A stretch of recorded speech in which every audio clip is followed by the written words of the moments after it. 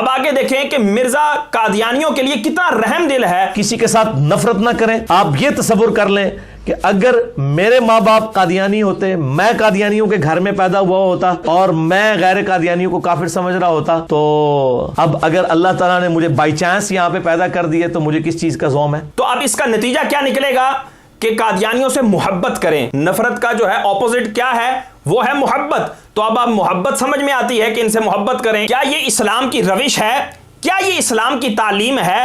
اب ہم دیکھتے ہیں کیا اللہ کا فرمان بھی اس بات کی دعوت دیتا ہے کہ ان لوگوں کے ساتھ محبت کی جائے. اللہ تبارک و تعالی قرآن مجید فرقان حمید میں ارشاد فرماتا ہے, یہ سورہ الممتحنہ ہے. اللہ تبارک و تعالی فرماتا ہے, یا ایھا الذین آمنوا لا تتخذوا عدوی وعدوکم اولیاء, اے ایمان والو میرے دشمن اور اپنے دشمن کو کبھی بھی دوست مت بناؤ, ان کے ساتھ محبت والے معاملات نہ رکھو. تلقون الیہم بالمودۃ وقد کفروا بما جاءکم من الحق, تم انہیں خبریں پہنچاتے ہو محبت کی وجہ سے, دوستی کی وجہ سے, باہمی پیار کی وجہ سے, حالانکہ وہ منکر ہیں اس حق کے جو تمہارے پاس آیا.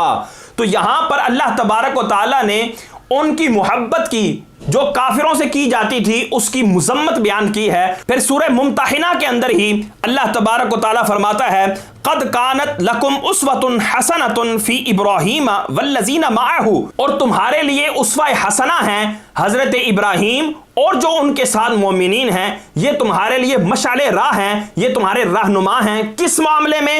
وہ سنیں, اذ قالوا لقومہم انا براء منکم ومما تعبدون من دون اللہ, جب انہوں نے اپنی قوم سے کہا, اب کیا کہا؟ بے شک ہم بیزار ہیں تم سے اور ان سے جنہیں اللہ کے سوا پوجتے ہو. اب یہ سنیں اور کان لگا کر سنیں, اللہ تبارک و تعالیٰ کس چیز کو ہمارے لیے مشعل راہ قرار دے رہا ہے اور کس چیز کو ہمارے لیے پسند فرما رہا ہے. وہ الفاظ سنیں, کفرنا بکم وبدأ بیننا وبینکم العداوۃ والبغضاء ابدا.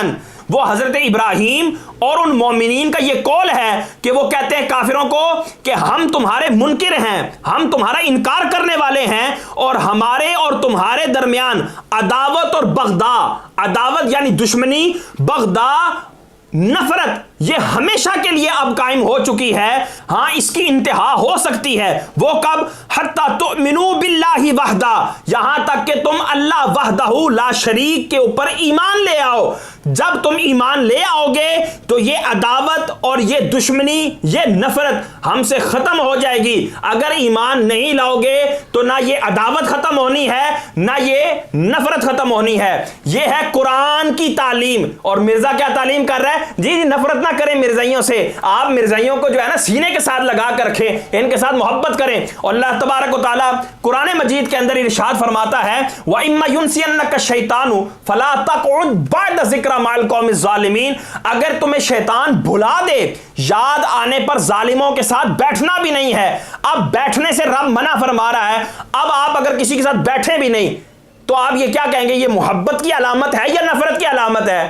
تو سارے بندے کہیں گے جو بھی ذی شعور ہیں, مرزا کے سٹوڈنٹس کی بات نہیں کر رہا, نہ مرزا کی بات کر رہا ہوں, بلکہ جو بھی ذی شعور مسلمان ہے وہ یہ کہے گا کہ یہ نفرت کی علامت ہے کہ بندہ کسی کے پاس بیٹھنا پسند نہ کرے. تو اللہ تعالیٰ فرما رہا ہے اگر بھولے سے بیٹھ بھی جاؤ نا ان کے ساتھ, یاد آنے پر فوراً ان سے الگ ہو جاؤ. اور پھر جو دعائے قنوت ہے آپ اس میں روزانہ پڑھتے ہیں, وَنَخْلَعُ وَنَتْرُكُ مَن يَفْجُرُكَ, یا اللہ ہم نے ہر اس بندے کو چھوڑا جس نے تیری نافرمانی کی, ہم اس ہر بندے سے متارکہ کرتے ہیں جو تیری نافرمانی کرتا ہے. یہاں تو کافر اور مرتد کی بات بھی نہیں ہے. اگر کوئی نافرمان مسلمان ہے اور وہ اپنی نافرمانی سے باز نہیں آ رہا تو اس سے بھی قطع تعلقی کا حکم ہوتا ہے, اس سے بھی دوری بنائے رکھنے کا حکم ہوتا ہے. اب یہ کوئی یہ نہ سمجھ لے کہ جی اسلام ہمیں نفرت سکھاتا ہے. اسلام ہمیں نفرت نہیں سکھاتا, اسلام ہمیں اپنے ایمان کی حفاظت کرنا سکھاتا ہے اور ان کے ساتھ محبت, ان کے ساتھ مودت, رواداری, ان کے ساتھ میل جول رکھنا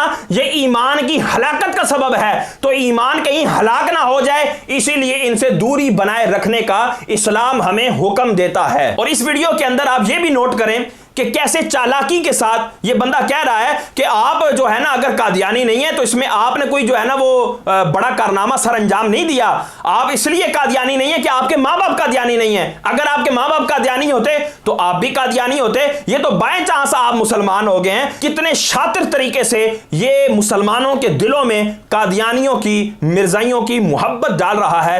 علامان والحفیظ اب آگے سنیں۔ تو اسی لیے میں جملہ بولتا ہوں کہ قادیانی صرف اس لیے کافر ہے کہ آپ کے ماں باپ قادیانی نہیں ہے۔ اس کو آؤٹ آف کانٹیکسٹ کوئی نہ لے اس جملے کو، یہ بڑا گہرا جملہ ہے، بڑا گہرا جملہ ہے، ڈوب کے مر جاؤ سارے اس کے اندر، اتنا گہرا جملہ ہے۔ اب آگے دیکھیں۔